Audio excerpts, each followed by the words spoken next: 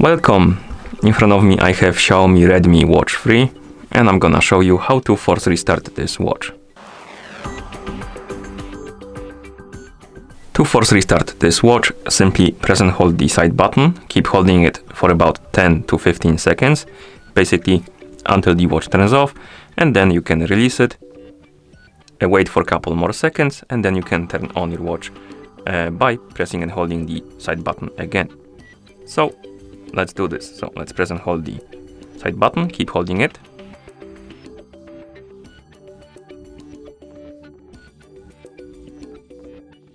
After the screen turns off, keep holding the button for a couple more seconds, basically until the watch vibrates.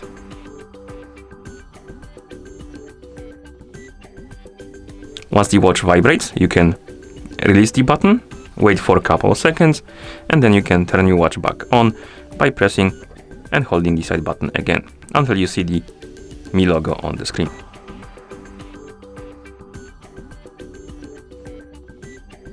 Like this. And then you can release the button and wait until the watch is done booting into a system. Okay, and that's how you force restart this watch. Thank you for watching. If you found this video helpful, please consider subscribing to our channel and leaving the like on the video.